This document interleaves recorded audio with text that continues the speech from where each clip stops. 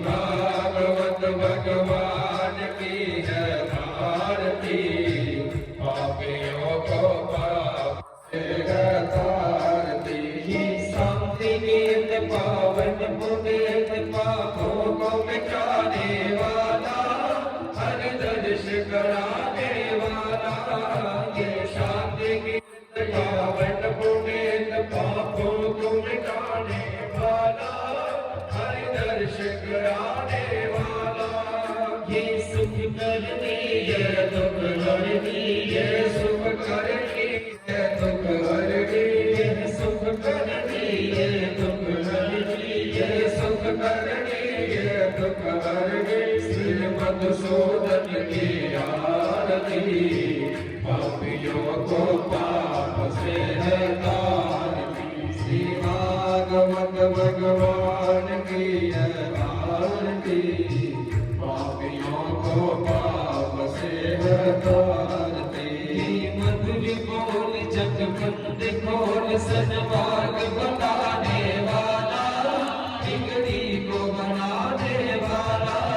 ये मधुर बोल जगबंद खोल सनमार्ग बनाने वाला, बिगड़ी को बनाने वाला।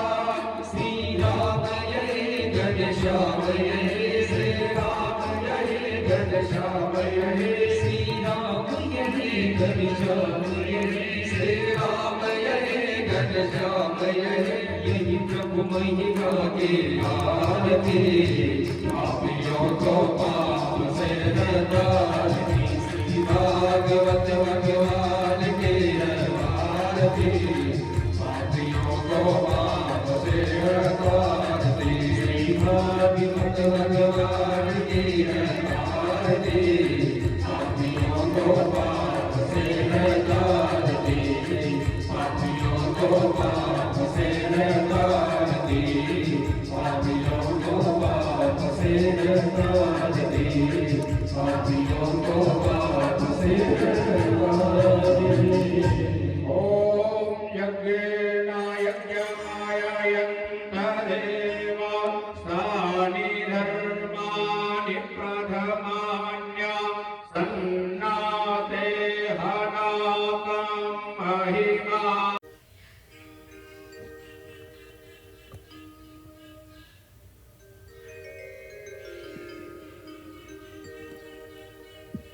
शुक्लां ब्रह्म विचार सार परमां माद्यां जगद्व्यापिनी बीना पुस्तकधारणीं अभयदां जाड्यान्धकारापहां हस्ते स्फाटिकमालिकां विदधति पद्मासने संस्थितां वन्दे तां परमेश्वरी भगवती बुद्धिप्रदां शारदां।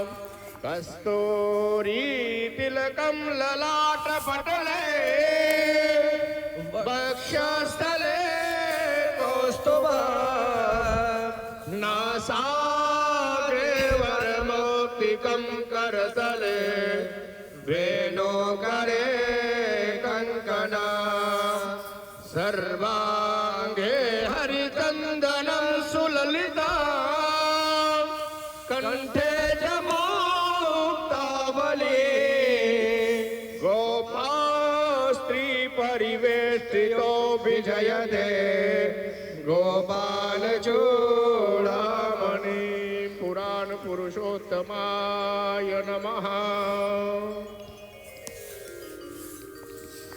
नमामि देवं करुणानिदानं तमालवर्णां सुहितावतारम् अपार संसार समुद्र सेतुं नमामहे भागवत स्वरूपम्।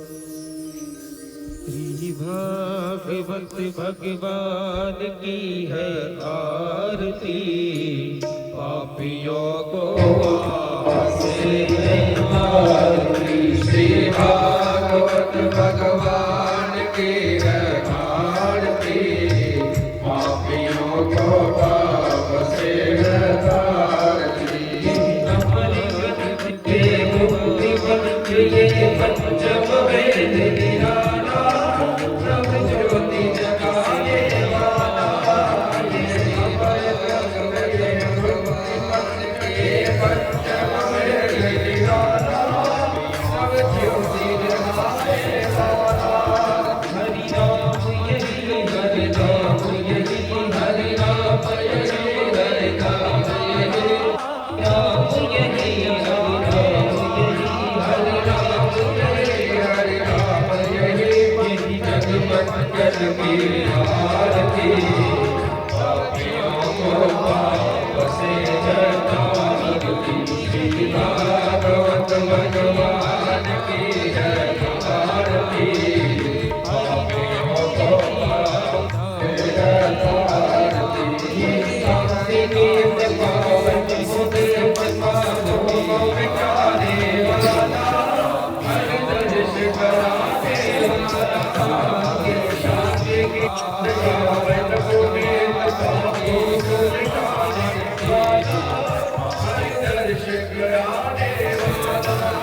ये सुख करती है दुख हरती, ये सुख करती है दुख हरती, ये सुख करती है दुख हरती, ये सुख करती है दुख हरती। श्री सद्शोधन की आरती, पापियों को पाप से हटारती। श्री भागवत भगवान की है आरती, पापियों को पाप से हटारती। श्री मधुरी मोर जगमंत मोर संसार बनाने वाला, बिगड़ी को बनाने वाला, ये मधुर मोर जगमंत मोर संसार बनाने वाला, बिगड़ी को बनाने वाला। श्री राम यही घनश्याम यही, श्री राम यही घनश्याम यही, श्री राम यही घनश्याम यही, श्री राम यही घनश्याम यही। यही प्रभु महिमा की आरती, पापियों को पाप से हटारती। भागवत भगवान की है आरती, पापियों को पाप से हटारती। भागवत भगवान की है आरती, पापियों को पाप से हटारती, पापियों को पाप से हटारती, पापियों को पाप से हटारती, पापियों को पाप से हटारती।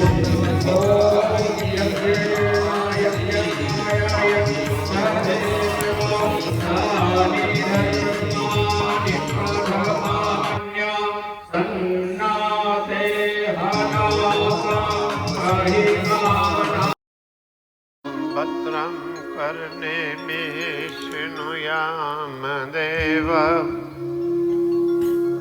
भद्रं पश्येमाक्षभिर्यजत्राः, स्थिरैरङ्गैस्तुष्ट्वा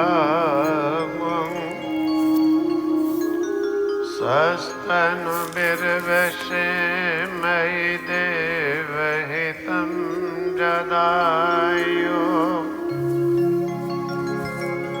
गुरुर्ब्रह्मा गुरुर्विष्णु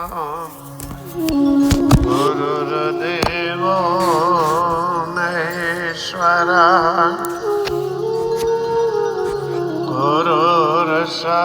गुरुर्साक्षात् परं ब्रह्म, तस्मै श्री गुरवे नमः। तस्मै श्री गुरवे नमः। कृष्णं नारायणं वन्दे कृष्णं वन्दे व्रजप्रियं कृष्णं द्वैपायनं वन्दे कृष्णं वन्दे प्रतासुदम् सच्चिदानन्दरूपाय विश्वोत्पत्त्यादिहेतवे तापत्रयविनाशाय श्रीकृष्णाय वयं नमः। श्रीकृष्णाय वयं नमः। बालं नवीनशतपत्रविशालनेत्रं बिम्बाधरं सजलमेघरुचिं मनोगयं मन्दस्मितं मधुरसुन्दरमन्दयानं श्रीनन्दनन्दन महं मनसा स्मरामि। श्रीनन्दनन्दन महं मनसा स्मरामि।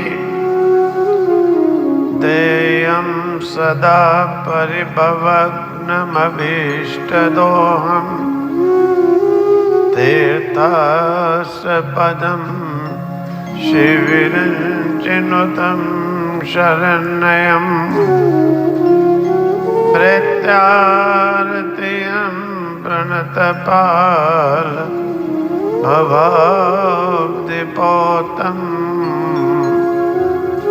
वन्दे महापुरुषते चरणारविन्दं वन्दे महापुरुषते चरणारविन्दं। कृष्णाय वासुदेवाय हरे परमात्मने प्रणतक्लेशनाशाय गोविन्दाय नमो नमः। गोविन्दाय नमो नमः। वसुदेवसुतं देवं कंसचाणूरमर्दनं देवकी परमानन्दं कृष्णं वन्दे जगद्गुरुं कृष्णं वन्दे जगद्गुरुं। यत्र योगेश्वर कृष्णो यत्र पार्थो धनुर्धरा तत्र श्रीर्विजयो भूतिर् ध्रुवनीतिर्मतिर्मम ध्रुवनीतिर्मतिर्मम। आनंद कंद भगवान की जय। हे गोपाल राधा कृष्ण गोविंद गोविंद। हे गोपाल राधा कृष्ण गोविंद गोविंद। हे गोपाल राधा कृष्ण गोविंद गोविंद। हे गोपाल राधा कृष्ण गोविंद गोविंद। कृष्ण गोविंद गोविंद कृष्ण कृष्ण गोविंद गोविंद कृष्ण गोविंद गोविंद कृष्ण गोविंद गोविंद कृष्ण गोविंद गोविंद कृष्ण गोविंद गोविंद कृष्ण गोविंद गोविंद हे गोपाल राधा कृष्ण गोविंद गोविंद हे गोपाल राधा कृष्ण गोविंद गोविंद हे गोपाल राधा कृष्ण गोविंद गोविंद हे गोपाल राधा कृष्ण गोविंद गोविंद हे गोपाल राधा कृष्ण गोविंद गोविंद हे गोपाल राधा कृष्ण गोविंद गोविंद कृष्ण गोविंद गोविंद कृष्ण गोविंद गोविंद कृष्ण गोविंद गोविंद कृष्ण गोविंद गोविंद कृष्ण गोविंद गोविंद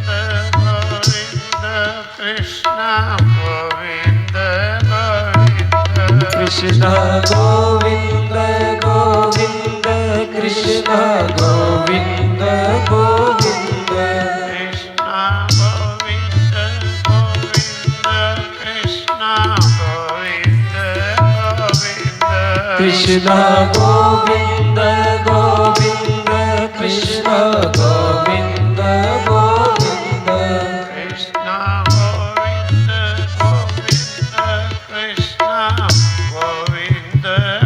गोविंद कृष्ण गोविंद गोविंद कृष्ण गोविंद गोविंद कृष्ण गोविंद गोविंद हे गोपाल राधा कृष्ण गोविंद गोविंद हे गोपाल राधा कृष्ण गोविंद गोविंद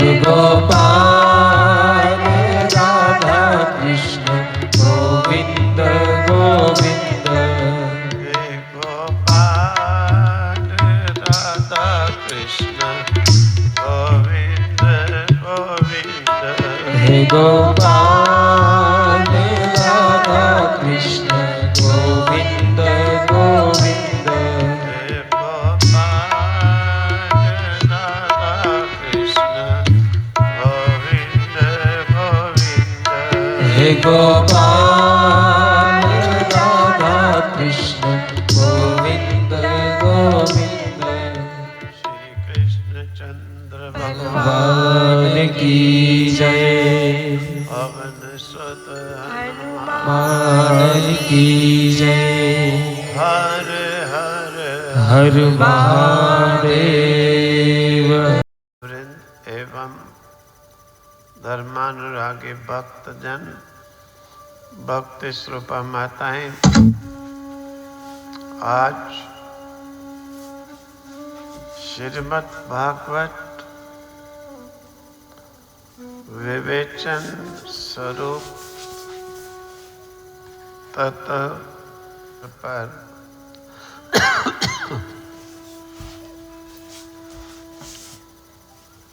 भगवान श्री कृष्ण के अवतार अनंतर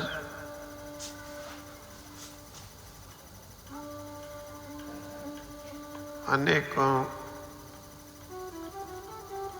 लीलाओं का वर्णन जिनमें पृथ्वी पर कृपा करते हुए मिट्टी को मुंह में लेना, यशोदा जी पर कृपा करना और यमलार्जुन का उद्धार गोपियों और यशोदा माता को वेदांत के अनुसार अद्वैत सिद्धांत का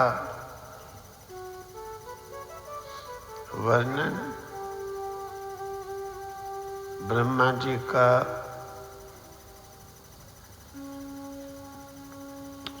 स्वयंभू इत्यादि जो प्रसंग हैं रासलीला पर्यंत तक वर्णन किए जाएंगे।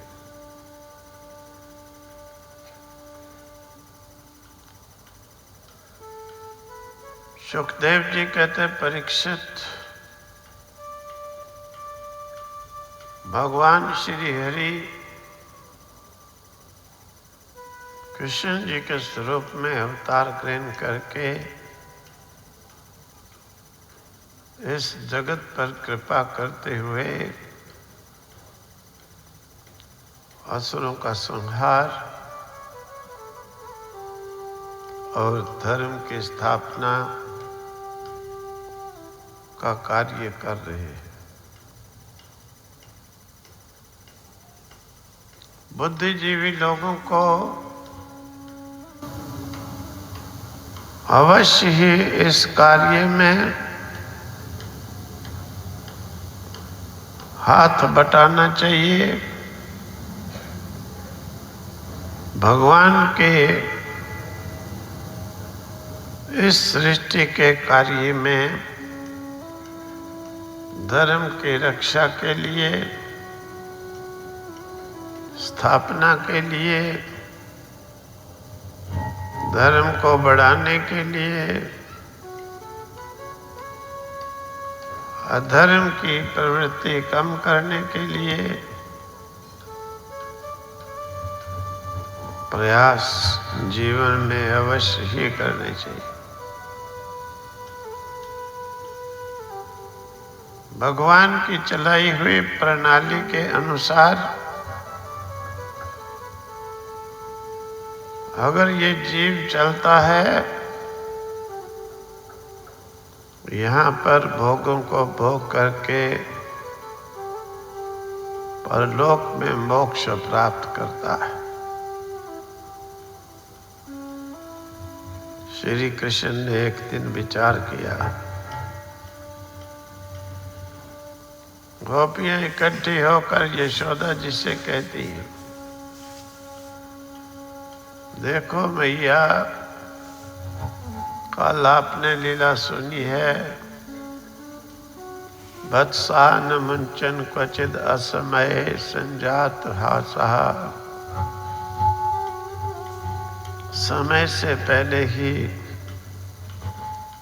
अभी समय नहीं हुआ, अभी कर्म नहीं किए हैं कि वो जीव बंधन से छूटे, फिर भी भगवान की दृष्टि पड़ जाती है, भगवान की कृपा हो जाती है, तो वो जीव ना अधिकारी होने पर भी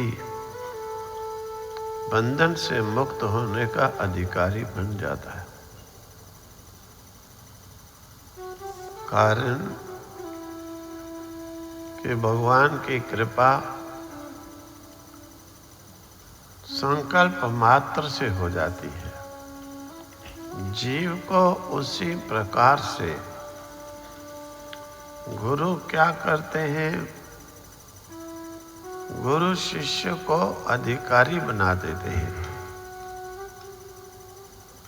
मोक्ष का अधिकारी बना देते हैं। अधिकारी बनने के बाद क्यों नहीं मोक्ष को प्राप्त होगा? यही जो है गुरु का कर्तव्य भी होता है। शिष्य के लिए, शिष्य नहीं समझता है, जैसे वैद्य के पास जाते हैं, वैद्य औषधि बताता है, लेकिन रोगी विश्वास नहीं करता,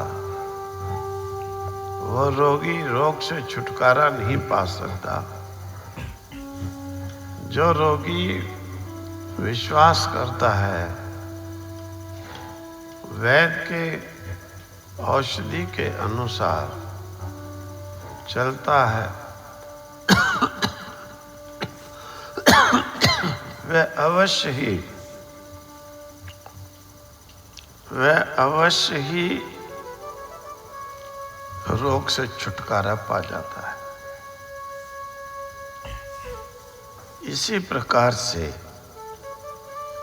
गुरु जीव को अधिकारी बनाते हैं, कर्म कराते हैं, जानते हैं कि ये शिष्य इस अविद्या में अधिकारी बनाते हैं, कर्म कराते हैं, जानते हैं कि ये शिष्य इस अविद्या में पड़ा हुआ। ठीक है सल शिष्य इस अविद्या में पड़ा हुआ।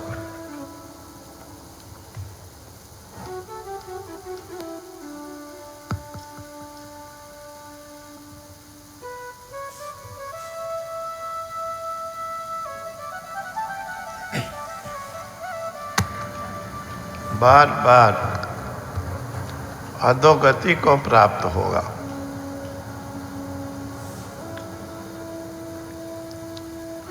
शिष्य नहीं भी स्वीकार करता है, फिर भी गुरु का प्रयास होता है किसी भी प्रकार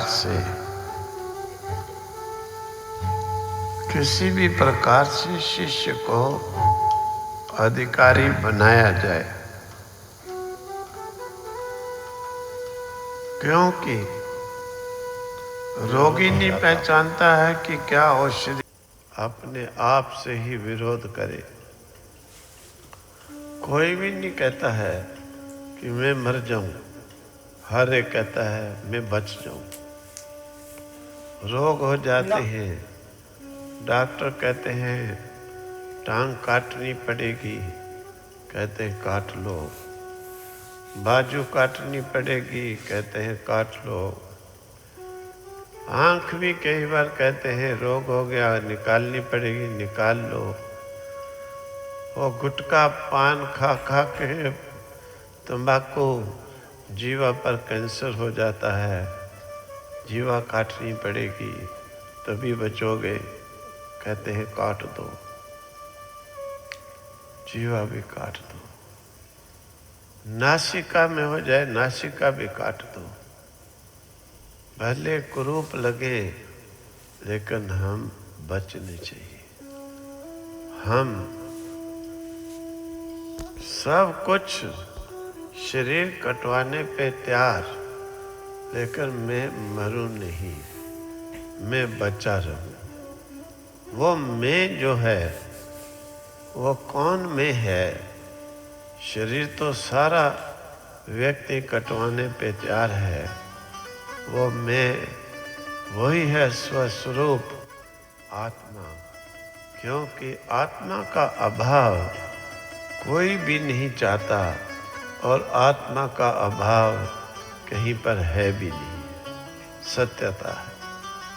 लेकिन अज्ञानी जीव आत्मा को शरीर में कल्पना करके शरीर के अभाव में आत्मा का अभाव समझते हैं। यही सबसे बड़ी अविद्या होती है। इसी की निवृत्ति के लिए पूजा पाठ ज्ञान ध्यान सभी हमें करना पड़ता है। अगर गुरु से यथार्थ वक्तव्य के द्वारा हम पहचान करके समझ करके इसकी अपने ख्यालों से निवृत्ति कर लें तो इतना आवश्यकता ही नहीं परेशान होने की। तो श्री कृष्ण चंद्र भगवान की जय। अब भगवान कहते हैं कि देखो, इस पृथ्वी ने भी मेरे पर मेरे लिए बहुत मेहनत की है। यही ब्रह्मा जी की शरण में गई तो बहाना बना, ब्रह्मा देवताओं को लेके आए, मेरे अवतार का बहाना बना है। इस पर भी कृपा करूं थोड़ी। तो और साथ में यशोदा ने लालन पालन किया है, क्योंकि मैं किसी का भी कुछ रखता नहीं हूँ कि मुझे फिर वापस लौटना पड़े। मैं जो व्यक्ति जैसा करता है उससे कई गुना बढ़ा करके उसे दे ही देता हूँ। क्यों? परमात्मा का स्वभाव ही ये है। एकदा क्रीडमानास्ते रामादया गोपदारकाः कृष्णो मृदम भक्षित्वा नीति मात्रे नेवदन्। श्री कन्हैया जी महाराज ने गोपियों के यहाँ पर जाना छोड़ दिया। तुम नुक्स निकालती हो, हम नहीं आते। तुम हमारे से ईर्ष्या करती हो, नहीं आते। तुम हमारे से स्पर्धा, हमारी बदनामी करते हो, नहीं आते। बड़ा सूक्ष्म उपदेश है यहाँ पर, बहुत सूक्ष्म उपदेश है, बड़ा गहरा उपदेश है। भगवान के लिए व्यक्ति जब इस प्रकार से विचार करता है, वेदांत में कह देते हैं कि विपरीत भावना, परमात्मा के विषय में जब विपरीत भावना होती है, विपरीत भावना से हमारे पाप जागृत हो जाते हैं, उछलने लगते हैं, उठने लगते हैं, और हम एक विपरीत भावना करते हैं, 10 गुना पाप बढ़ जाते हैं। और परोक्ष ज्ञान के द्वारा अगर हम भगवान के प्रति विपरीत भावना को नष्ट करते हैं, भले ही हमें परमात्मा प्रत्यक्ष नहीं है, जो आंखों से परे है, सामने नहीं है।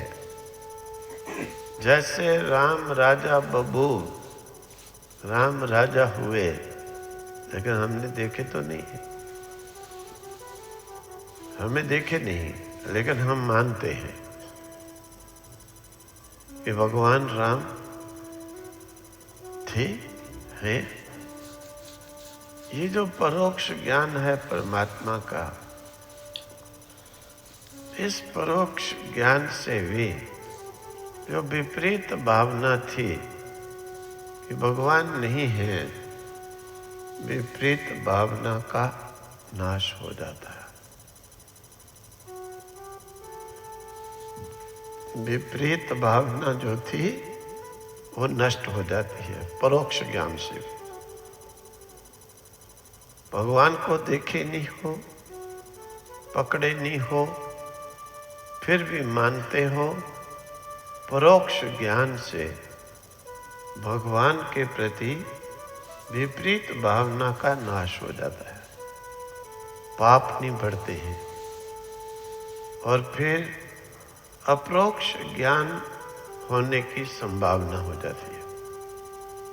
जब अपरोक्ष ज्ञान हो जाता है, बिल्कुल ये जीव स्वयं ईश्वर के साथ एकता बना बैठता है। जब अपरोक्ष ज्ञान होता है, बिल्कुल जीव ब्रह्म की एकता का प्रतिपादन करने वाले श्रुतियां, स्मृतियां इसी प्रकार से बोध कराती हैं कि फिर उसके बाद कभी भी अधोगति, पाप या अधा भावना का प्रश्न ही नहीं बनता।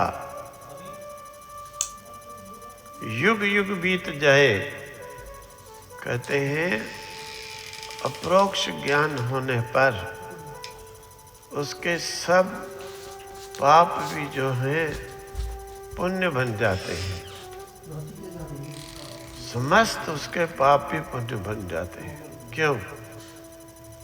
कि न इनम हंति न हंतारा न इनो हन्यते हन्य माने शरीरे उभव न विजानी। तो जो इस प्रकार से समझता है कि दो आत्मा किसी को मारता है, आत्मा किसी के द्वारा मरता है, ये दोनों ही नहीं जानते हैं।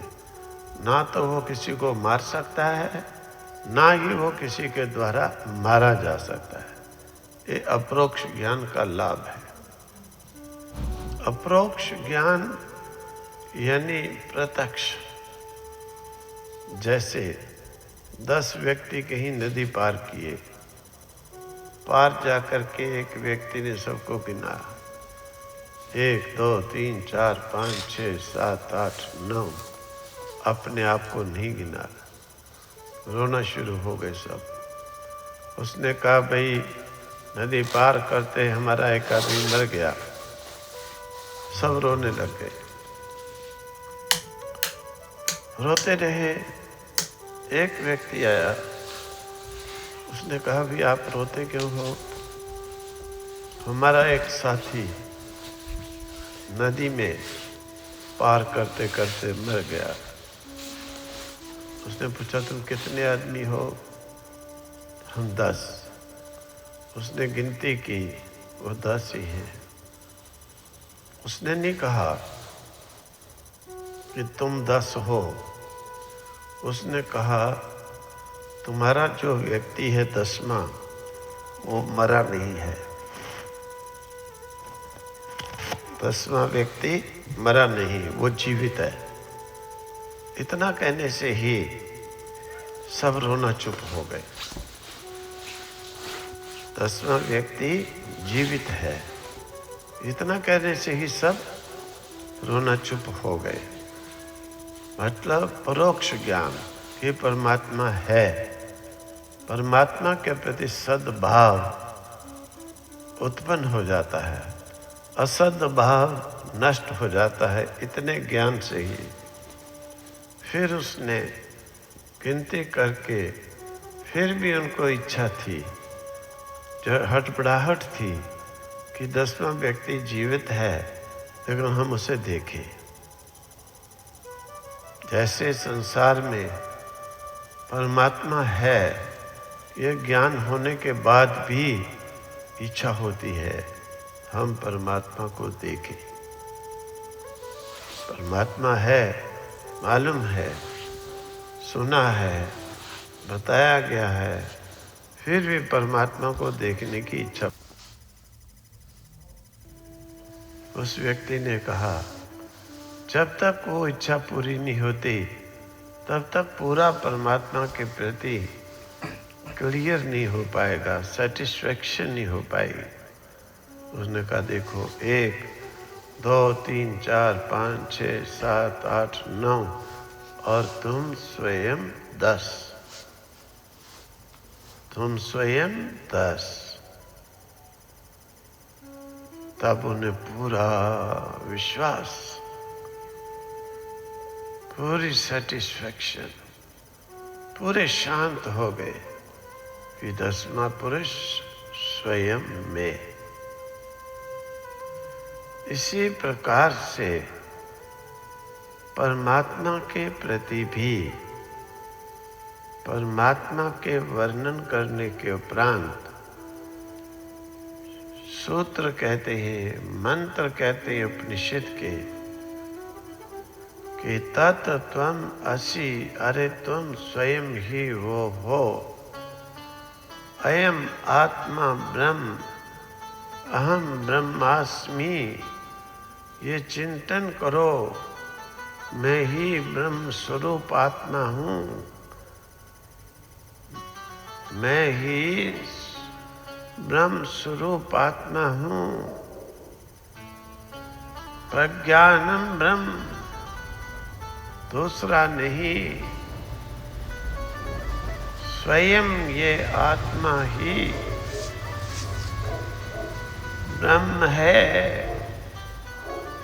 श्री कृष्ण ने गीता में 100 बार कहा, भागवत में कहा, उपनिषदों में कहा। फिर भी अज्ञानी जो रूप के पीछे पड़े होते हैं वो फिर भी विचलित हो जाते हैं। तो कृष्णो मृदम भक्षितवान् नीति मात्रे नैवेदयन्। श्री कृष्ण ने सोचा मेरे लिए जो भी कर्म करता है, जैसे कर्म करता है वैसा मैं उसे फल देता हूं। कई कर्म विधि पूर्वक नहीं करते हैं और फिर कहते हैं कि मुझे भगवान ने कुछ नहीं दिया। ये वही दिखाने की बात नहीं है, ये दिखाने से नहीं चलेगा, ये तुम्हारे अंदर चलेगा। तुम्हारे अंदर क्या है, तुम्हारे अंदर क्या है? भगवान कहते हैं हजारों सहस्र अक्षी सहस्र पात, हजारों पांव वाला है, हजारों आंखों वाला है, हजारों हाथों वाला है और फिर बिना हाथ पांव वाला है, ये भी कह दिया। उसे देखने के लिए आंख की जरूरत नहीं है कि तुम कहो कि वो देखे, वो ऐसे नहीं। तुम्हारे अंदर क्या है वही तुमको वहीं पर ही फल देगा। इसीलिए पृथ्वी ने किया अवतार के लिए, तो श्री कृष्ण ने कहा इस पर भी कृपा करो, क्योंकि बुद्धिमान व्यक्ति, विद्वान जन, महानुभाव ऐसा लक्ष्य रखते हैं कि हम एक पथ दो कार्य, कम से कम हम एक कर्म करें, दो कार्य होने चाहिए। उससे भी ऊपर बुद्धिमान है, हम एक कर्म करें 100 कार्य संपन्न हो, हम एक कर्म करें हजारों लाखों कार्य संपन्न हो। ऐसा जो है बुद्धिमान विद्वान व्यक्तियों का लक्ष्य होता है। एक कार्य से एक काम हो ऐसा नहीं, ये तो अज्ञानी का मार्ग है। हमें मार्ग ऐसा बनाना चाहिए, एक कार्य करो हजारों सुने, हजारों काम हो, हजारों इफेक्ट प्रभाव हो, हजारों कार्य हो जाए, लाखों हो जाए, कम से कम 2 तो हो। तो चलो भाई, भगवान अवतार लेकर निमित्त बनाकर यशोदा को, पृथ्वी को, गोपियों को उपदेश, सारे संसार को, सारे ब्रह्मांड को दे रहे हैं। तो श्री कन्हैया जी ने चलो मिट्टी उठाई, अब गोपियों के यहाँ माखन नहीं, मिट्टी उठा करके खाने लगे बड़े प्रेम के साथ। ओम ओम। गोपियों ने देखा, अरे ये क्या करने लग गए हैं? मिट्टी क्यों खा रहे हो? कन्हैया जी कहते हैं, बस मिट्टी ही खाऊंगा, अच्छी लग रही है। सा गृहीत्वा करे कृष्णमुपालभ्य हितैषिणी।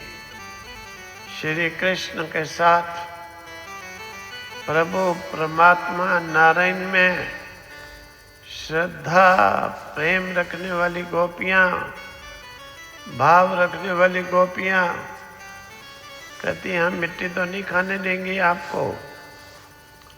महाराज,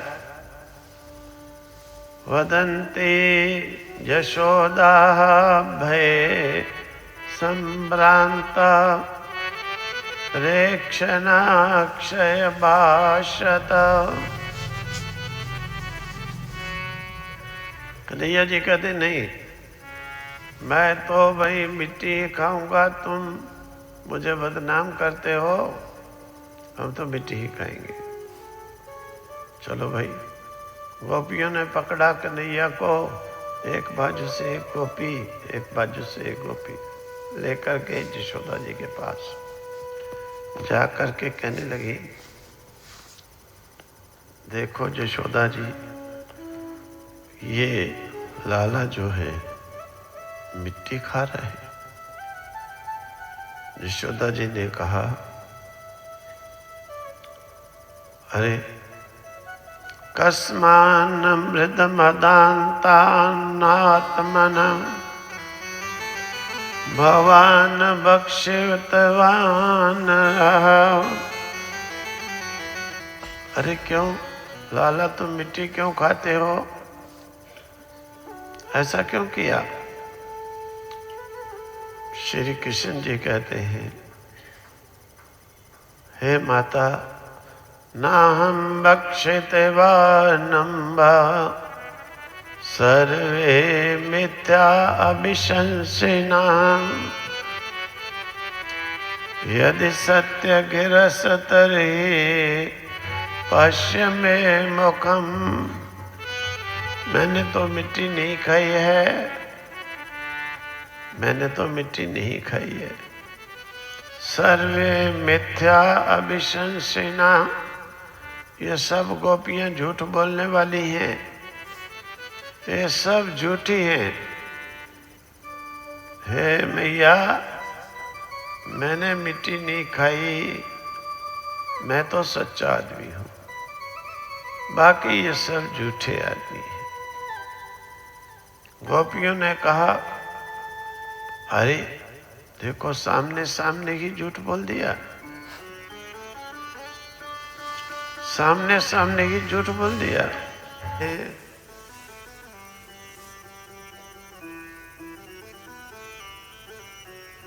भगवान श्री कृष्ण ने कहा, देखो, एक तो झूठ बोलती हैं, फिर ऊपर से मुझे झूठा बनाती हैं, क्योंकि ये बात स्वाभाविक होती है। झूठा व्यक्ति सबको झूठा समझता है, सत्यवादी सबको सत्यवादी समझता है, पापी सबको पापी ही समझता है कि ये भी मेरी तरह पापी है, पुण्यात्मा सबको पुण्यात्मा समझता है कि ये भी मेरी तरह पुण्यात्मा है। चलो, हे मैया, अगर तुम्हें यकीन नहीं है, सत्यम सत्य गिरस तरहि समक्षम पश्य मे मुखम, तुझे विश्वास नहीं तो देख, मैं मुंह खोलता हूँ, तुम देख लो, मैंने मिट्टी खाई है। तो कहते हैं, जब कन्हैया जी ने मुंह खोला, यशोदा जी देखने लगी, तो देखती हैं श्री कृष्ण के मुख में सारा ब्रह्मांड है, नदियां भी बह रही हैं, पर्वत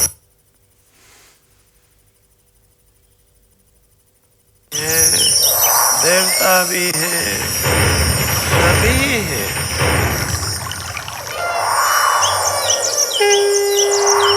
बोलो श्री कृष्णचंद्र भगवान की जय।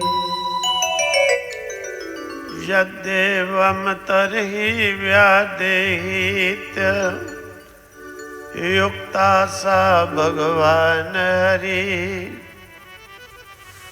अरे परीक्षित, ये तो केवल संसार में लीला करने के लिए, धर्म की स्थापना करने के लिए मनुष्य रूप बने हुए हैं।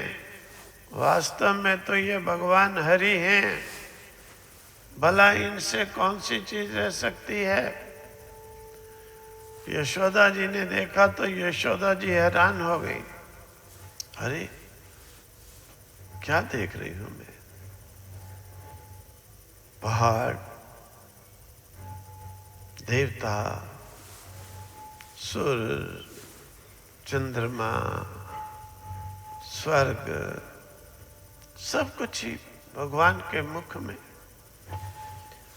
वैसे ही विराट स्वरूप का वर्णन करते हैं। पृथ्वी को भगवान का मुख का एक जबड़ा समझो और ऊपर आकाश को ऊपर का जबड़ा समझो। सारा संसार बीच में है, उनके मुख में ही है।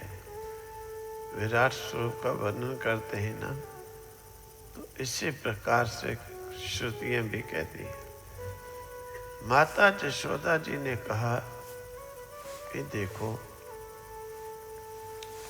लाला, बात ये है, ये क्या है? ये कोई जादूगर तो नहीं हो तुम? कहीं जादूगर तो नहीं हो कि ऐसे ऐसे करके दिखा रहे हो?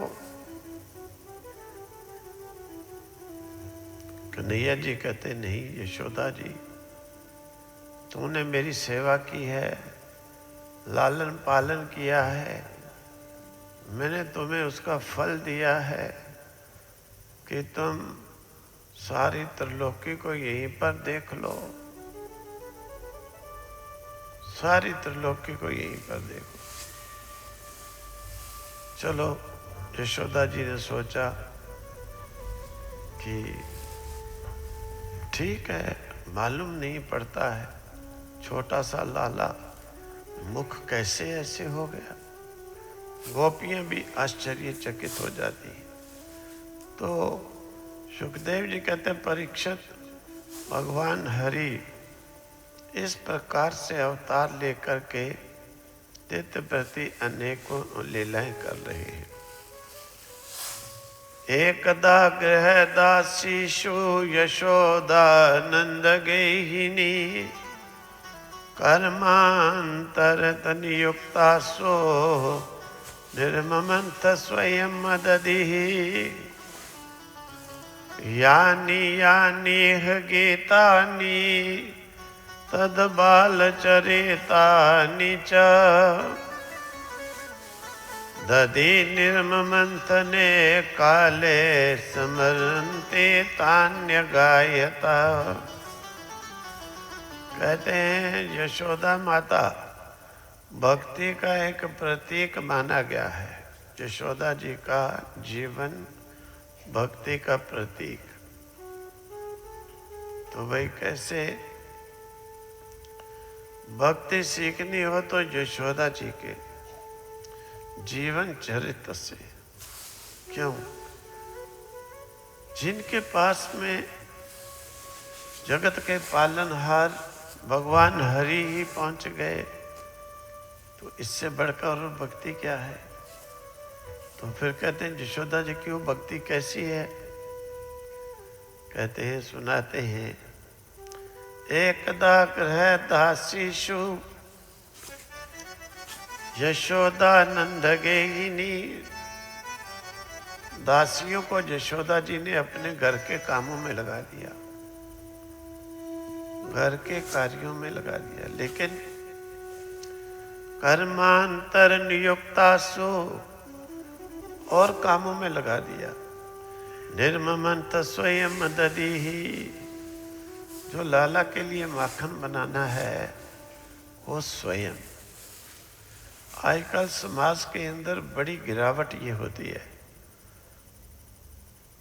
कम से कम भाई अपने बच्चे के लिए जो खिलाना पिलाना, उसका विश्वास दूसरे पर मत करो। अक्सर देखा जाता है बड़े शहरों में लोग पूरा सर्वेंट पर ही डिपेंड कर देते हैं, फिर बाद में रोते हैं कि बच्चे हमारे ऐसे हो गए, बच्चे ऐसे हो गए, बच्चे हमें पूछते नहीं, बच्चे हमें देखते नहीं।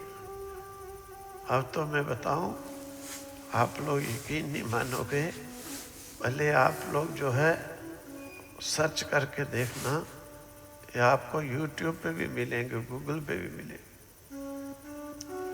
मतलब कि पालन करेगा दाह संस्कार। अब तो ऐसे जो हैं बिजनेस चल पड़ा है, बिजनेस चल पड़ा है। आप सर्च करोगे तो भाई कि हमारे पास कोई भी नहीं है, बच्चे फॉरेन में हैं, आएंगे ही नहीं, हम मरेंगे तो पहले से ही उस NGO को आप लोग रजिस्टर कर लो। वो लेते हैं 40,000 रुपये, दाह संस्कार करेंगे आपका, पहले से जमा करा लो। हाँ, स्वयं देख लो, सर्च करके देख लो, यकीन नहीं है, मैंने तो देखा है। 40,000 रुपये जमा करो, किसी का रेट 60,000 है, पूरा रीति रिवाज से करेंगे, जैसा जैसा चाहते हो वैसे पैसे, पूरा ऐसे कराना है। 1 लाख रुपया हरिद्वार में आकर के अस्थि भी प्रवाह करते हैं। हड्डियाँ आपकी अस्थि जिसने करानी हो हरिद्वार में प्रवाह, वो भी करते हैं, उसका 1.25 लाख 1.5 लाख। और उसके बाद 13वीं 17वीं में भोजन ब्राह्मणों को खिलाना है, वो भी करते हैं, उसके पैसे दो। सब कॉन्ट्रैक्ट हो रहे हैं। 10 आदमी लेके आते हैं, उठा के बाकायदा जैसे ले जाते हैं, और पैसे जितने दो वैसा ही काम। क्यों? क्योंकि आपने सोचा कुछ था। अब बच्चा बचपन से ही सर्वेंट ही उसको दूध पिला रहा। मैंने तो आंखों से देखा है, बहुत से माताओं को उनके बच्चे सर्वेंट से ज्यादा प्रेम करते हैं, माँ बाप से कम लगाव रखते हैं। मैंने स्वयं देखा है। क्यों? कि जन्मते ही सर्वेंट के हाथ में दे दिया, वही पालती है उसको। बच्चे माँ बाप के पास आने नहीं चाहते, उसी के साथ लगे रहते हैं। हमें यही पसंद है। ये एक बड़ी गलती है, अपराध है। अब क्या जानो सर्वेंट वो किस प्रकार से बच्चे को संस्कार दे सकता है। कभी सर्वेंट बच्चे को कोई बेचारा अच्छा भी होता है, ये नहीं कहते, लेकिन मैक्सिमम कभी वो बच्चे को संस्कार दे ही नहीं सकेंगे।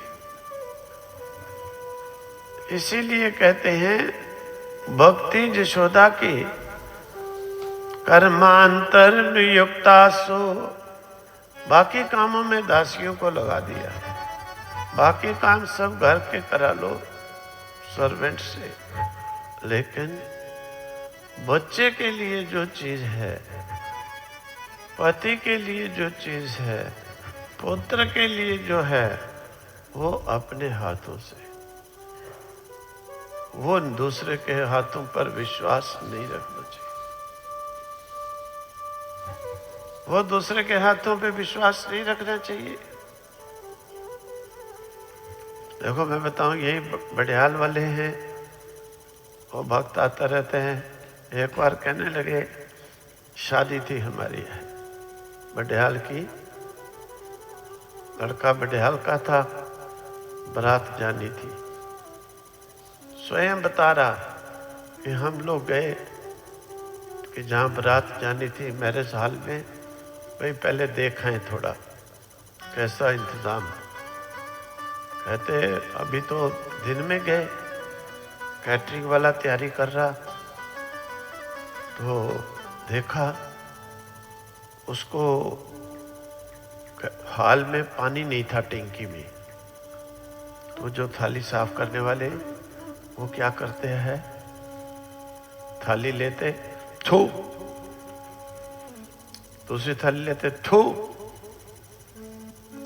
थू। कहता हमारे सामने की बात है, 5-6 थाली तो हमारे सामने की बात है। पानी बनता नलकों में, थू, थाली साफ। फिर कहता है, ये भी बता रहा, आपस में बात कर रहे, एक पूछता दूसरे को कि भाई ये बारात कहाँ से आनी है, भड़याल से। और फिर कोई बात नहीं, फिर साफ हो या ना हो, वो सारे शराबी हैं। लेकिन अभी नहीं है, अभी तो सब भक्त हो गए हैं। फिर कहता है हमारे सामने ये बात कह रहा, अब बताओ क्या विश्वास करोगे। साफ कर रहा है थाली, पानी नहीं है, थूकता है, ऊपर से कपड़ा मारता है, सफाई हो गई है।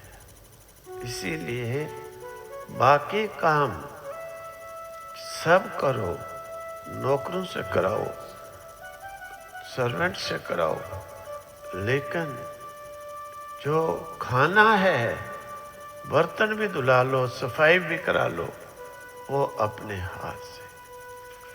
यशोदा जी कर्मांतर नियुक्तासु निर्ममंत स्वयं दधी, दही को स्वयं, क्यों, कन्हैया के लिए माखन बनाना है।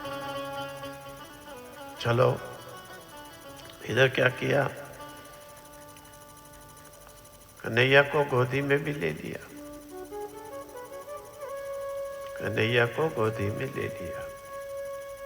साथ साथ में यानी यानी ही गीतानी तद बाल चरितानि च, साथ साथ में श्री कन्हैया जी के बाल चरित्र भी गा रही है, बाल लीलाएं जो है ना वो भी गा रही है।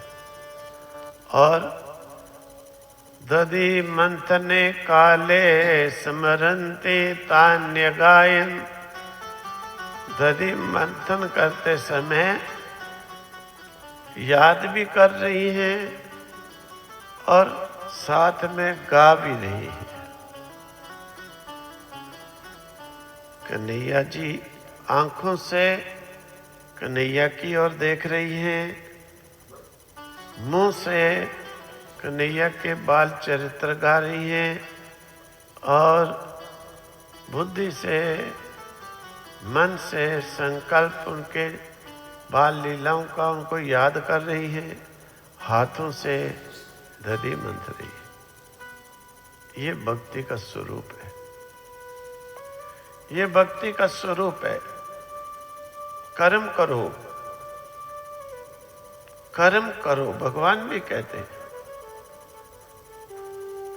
मामनु स्मर युद्ध च, मुझे याद कर अर्जुन, युद्ध कर, नैवम पापम अवाप्स्यसि, तो कभी पाप को प्राप्त नहीं होगा। कर्म करो, भगवान का स्मरण करो, स्मरण करते हुए करो, इधर ध्यान उनका रखो, तुम कभी भी बंधन को प्राप्त नहीं होगे। तो यशोदा जी गा रही हैं, श्री कृष्ण गोविंद हरे मुरारे, हे नाथ नारायण वासुदेवा। श्री कृष्ण गोविंद हरे मुरारी, हे नाथ नारायण वासुदेवा। श्री कृष्ण गोविंद हरे मुरारे, हे नाथ नारायण वासुदेवा।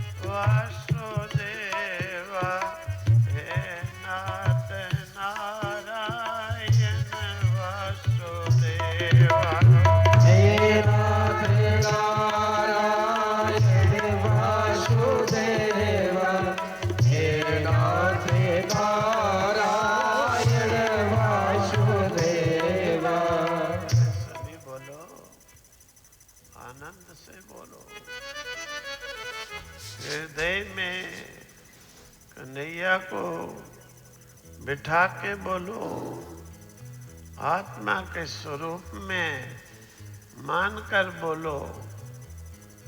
बोलो अब तो कल का एक दिन रह गया है। कई परेशान भी होंगे कि भाई रोज आना पड़ता है, लेकिन ऐसे दिन जीवन में बार बार नहीं मिलते होते। इसीलिए भले परेशान हो, लेकिन थोड़ा भगवत नाम लो। सभी बोले अपनी आत्मा के स्वरूप में परमात्मा को मानते हुए बोले, हे नाथ नारायण वासुदेवा, हे नाथ नारायण वासुदेवा, हे नाथ नारायण वासुदेवा, हे नाथ नारायण वासुदेवा, हे नाथ नारायण वासुदेवा, हे नाथ नारायण वासुदेवा, हे नाथ नारायण वासुदेवा, हे नाथ नारायण वासुदेवा, हे नाथ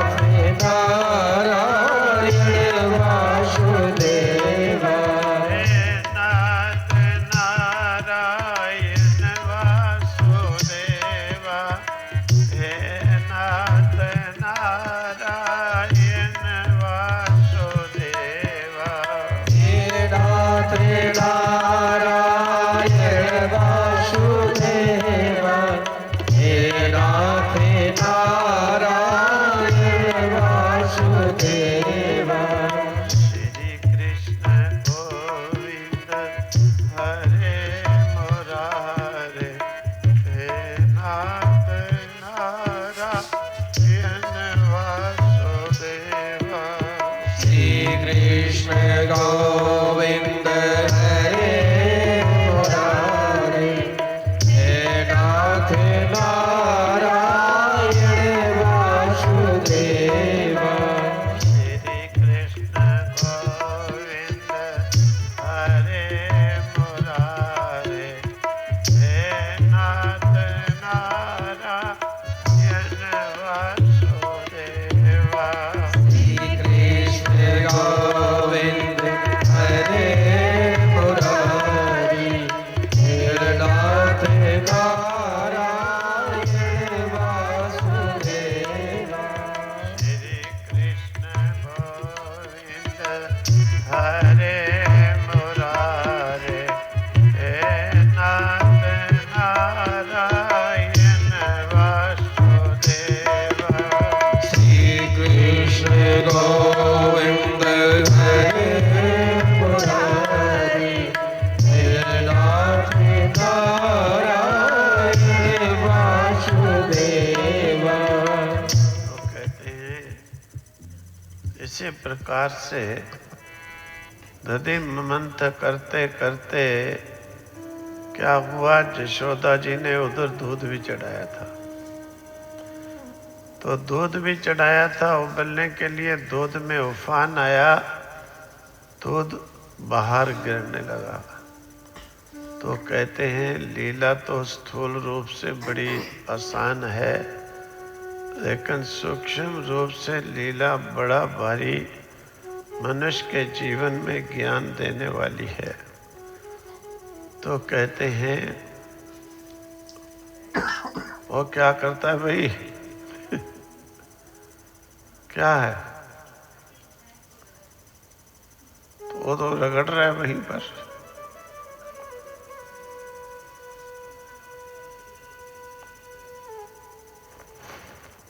तो कहते हैं उफान आया तो यशोदा जी ने लाला को पटक दिया नीचे और स्वयं जो है दौड़ करके गई, स्वयं दौड़ करके चली गई दूध बचाने के लिए। और छोड़ दे नीचे है तो क्या है, सांप है, नीचे है तो छोड़ो में क्या है। तो कन्हैया जी ने देखा, अरे ये माँ का हाल है, माँ का ये हाल है।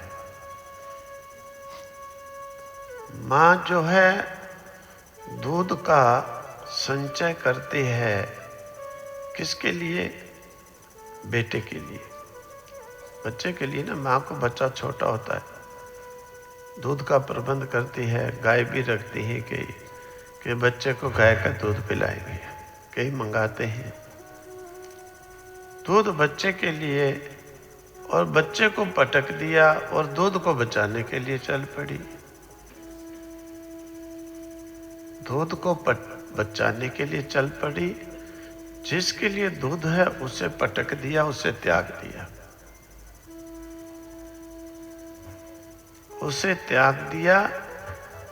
जिसे पाना था उसको त्याग दिया, और जिसके द्वारा पाना था उसके लिए चल पड़ी। मतलब समझ लो कि जो तुम कर्म करते हो, जो तुम लोग कर्म करते हो, कर्म किस लिए करते हो? कई व्यक्तियों को जीवन में ये होता है बस कर्म करना, कर्म किस लिए करना ये ज्ञान ही नहीं,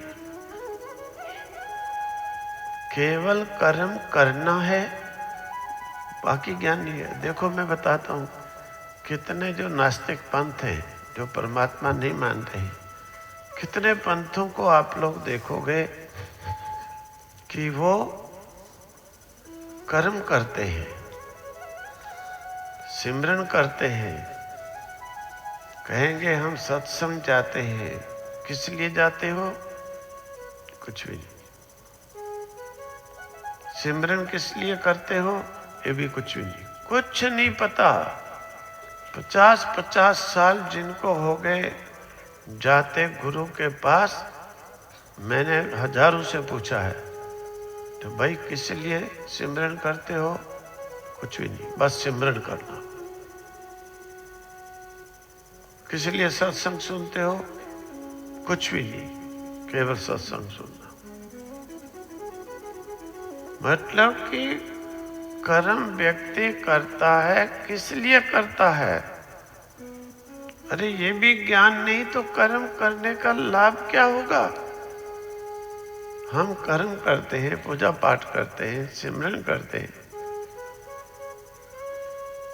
मोक्ष की प्राप्ति के लिए करते हैं, कोई भगवान की प्राप्ति के लिए करते हैं, कोई भगवान के दर्शन के लिए करते हैं भगवान की प्राप्ति के लिए। भगवान प्राप्त हो, भगवान को फेंक दो और कर्म करने फिर चल पड़ो, कर्म करने फिर चल पड़ो। मतलब समझो, जैसे नौका में कोई नदी पार करता है, किस लिए करता है? कि हम पारले किनारे पर चले जाएं। अब वो नौका से उतरता ही नहीं, नौका से उतरता ही नहीं कि मैं नौका में रहूंगा, तो पार कभी जा पाएगा? कभी नहीं पार जा पाएगा। नौका पार चली गई, उतरेगा ना, नौका से पार चढ़ेगा तो पार होगा, लेकिन वो उतरता ही नहीं। और नौका में इसलिए बैठा है कि मैं पार जाऊंगा। कर्म भी इसी प्रकार से हम किस लिए करते हैं? समस्त कर्म इसलिए करते हैं भगवान को पाएंगे, मोक्ष पाएंगे। लेकिन कर्म को हम लोग छोड़ते ही नहीं। भगवान मिलने पर भी हम भगवान को छोड़ देते हैं, कर्म को नहीं छोड़ते। आदत पड़ी है, भगवान को छोड़ देते हैं। यशोदा जी ने कन्हैया को पटका, दूध बचाने चल पड़ी। अरे दूध बच्चे के लिए है, उस बच्चे को तुम पटक दी हो और दूध बचाने का फायदा क्या हुआ है? माँ बच्चे के लिए दूध संग्रह करती है और बच्चा जो है वो पटक दो, दूध के पीछे पड़ जाओ, ये कोई बुद्धिमानी नहीं है। श्री कृष्ण ने देखा कि ये यशोदा मेरा लालन पालन तो बहुत की है, लेकिन इसे जीव मेरे लिए जो भी कर्म करता है, जीव जो भी मेरे लिए कर्म करता है, उसको उस कर्म का फल तो देना है, ये मेरा नियम है, व्यर्थ नहीं जाएगा। तो भाई यशोदा के अंदर ये अविद्या है, मुझे त्याग दिया, दूध कोई पीछे थोड़ी है। श्री कन्हैया जी उठे, उठ करके उन्हें थोड़ा गुस्सा आ गया। संजात कोपः स्फुरिता रुणाधरम संदृश्य दधिमंत भाजनम वित्वा पृषा अश्रु दृश्यमनरहो जगास हैवंगवमंतरम गता। थोड़ा सा क्रोध किया, आंखें लाल लाल हो गई और उधर अंदर गए, मक्खन के बटकियां तोड़ डाली, बाहर बंदरों को खिला दिया, गोपों को खिला दिया, स्वयं बड़े मायूस हो करके खड़े हो गए। यशोदा जी ने आकर के देखा, यार ये क्या किया भाई, ये किसने मटकी तोड़ी है? मालूम है? अरे और कोई तो आया भी नहीं। नहीं हमें कोई मालूम नहीं। यशोदा जी को बड़ा गुस्सा चढ़ा। उन्होंने कहा देखो, यशोदा जी ने क्या किया? वास्तविक बात है कि जो अज्ञान यशोदा जी को ढका हुआ है, कन्हैया उसे हटाना चाहते हैं। बहाना बना दूध का, इधर मटकी फूटने का। यशोदा ने क्या किया? लाठी उठाई। साधारण बात है, जैसे बच्चे के पीछे माँ दौड़ती है। लाला जी दौड़ पड़े। लाला जी दौड़े। अब लाला तो फिर जानते हो छोटा बच्चा कैसे दौड़ता है। अब माँ कैसे दौड़ेगी इतना? दौड़े, पीछे पीछे यशोदा जी दौड़ती जाती हैं, आगे लाला दौड़ते जाते हैं।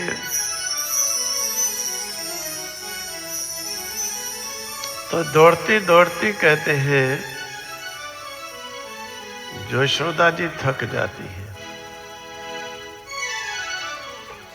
उतार्य गोपी सुनितम पयः पुनः प्रविश्य सन।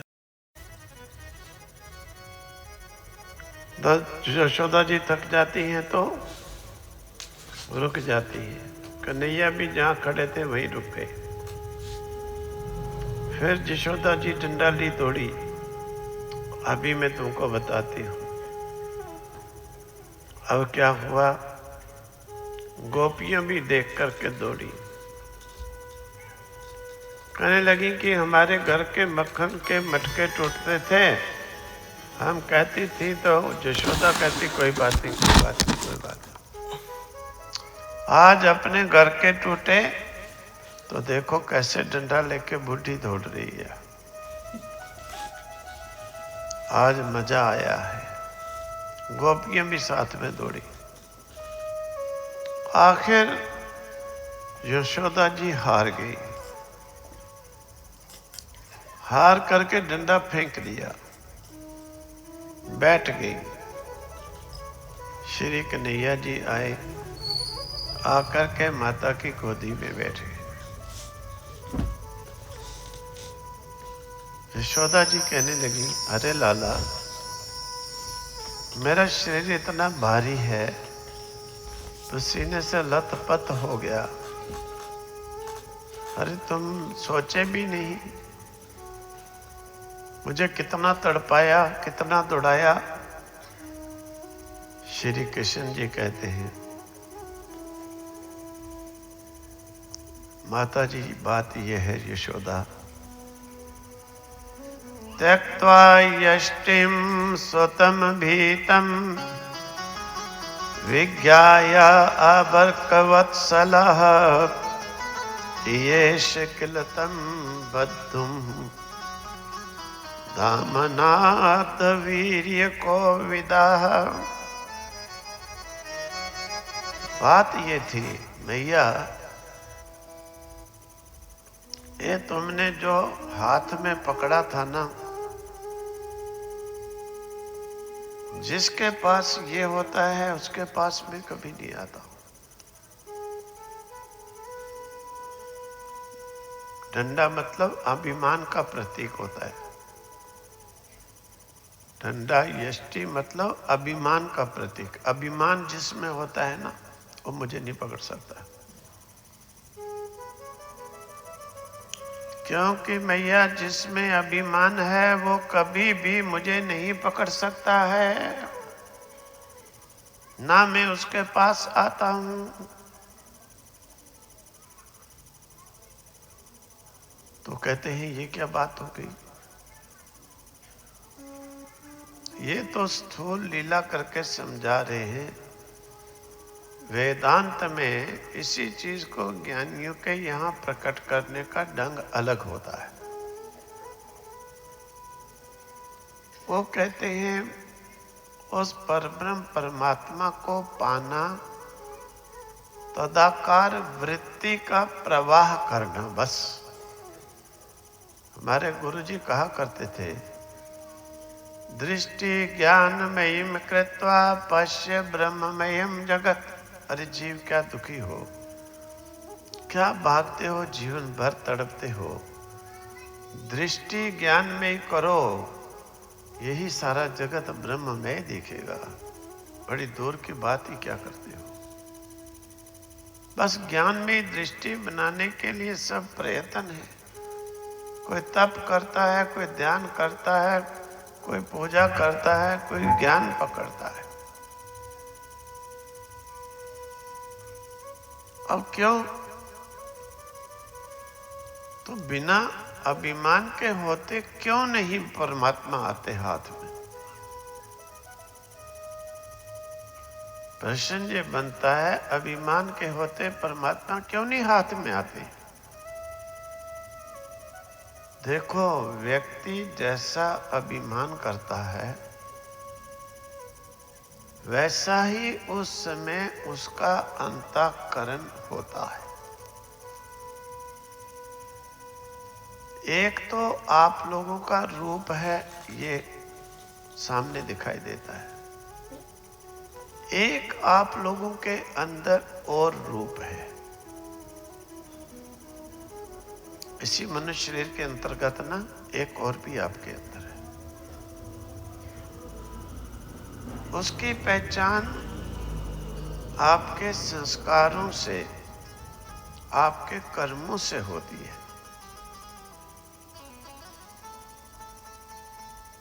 देखो, कोई मेडिकल एजुकेशन पढ़ता है, डॉक्टर हो जाता है।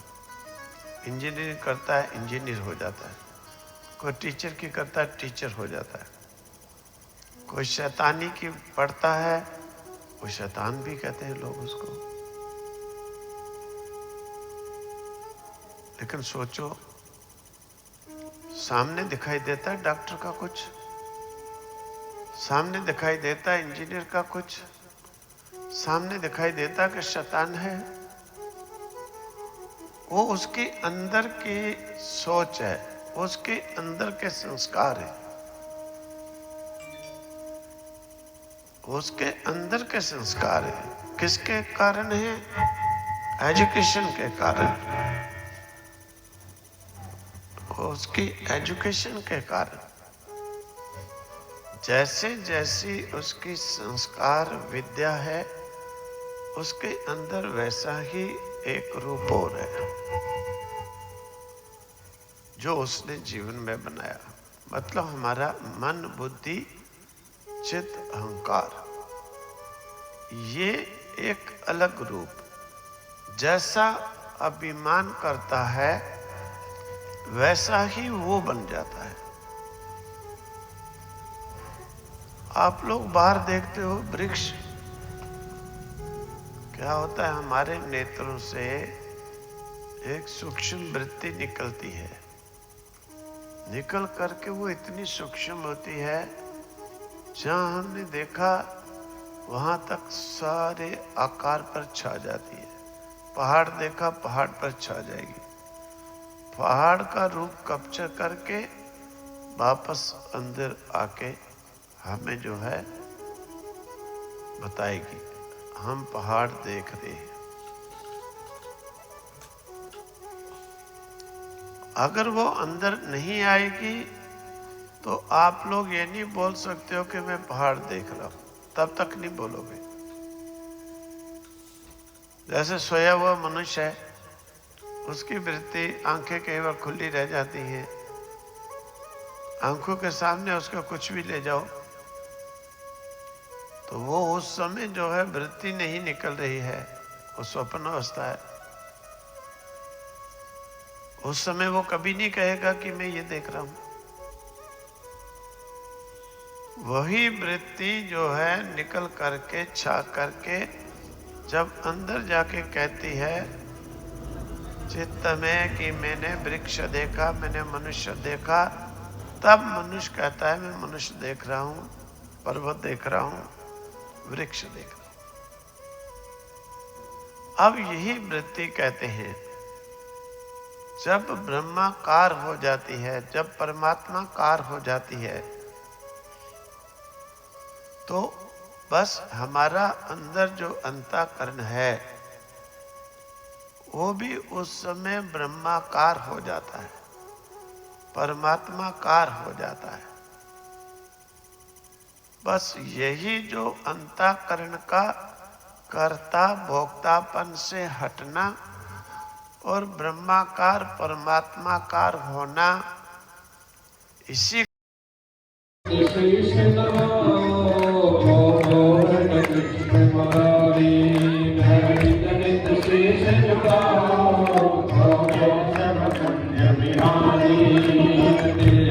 छवि अनोखी ऐसी ना तुझे देखी है, मेरी छवि अनोखी ऐसी ना तुझे देखी।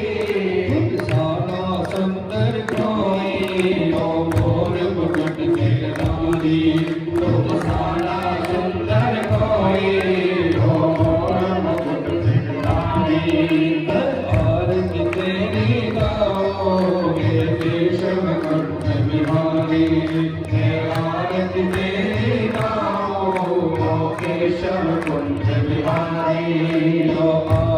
शरण तिहारी विपदा मिट जाए सारी, जो आए शरण तिहारी विपदा मिट जाए सारी। हम सब पर कृपा रखना, गोविंद तेरे पालन हारी। हम सब पर कृपा रखना, हो जगत के पालन हारी।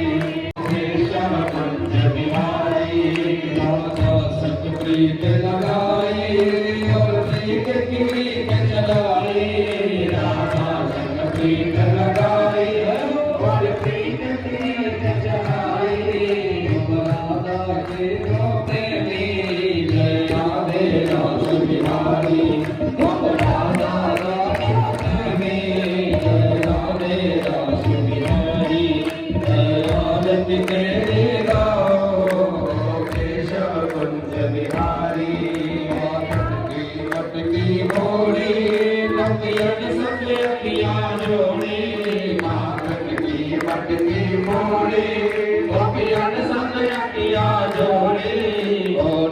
घट रास रसिया जाओ मैं तो बलिहारी ओ घट घट रसिया अवतारी आरती तेरी गाओ केशव कुंज बिहारी आरती तेरी गाओ केशव कुंज बिहारी शीश झुकाओ कृष्ण मुरारी आरती तेरी गाओ केशव कुंज बिहारी बिहारी ओ केशव कुंज बिहारी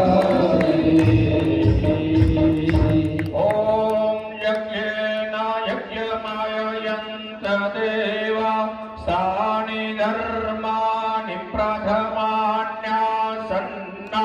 देहानां महिमानः सचन्त यत्र पूर्वे साध्याः सन्ति देवाः ॐ कृष्णरूपाय विद्महे पंचमवे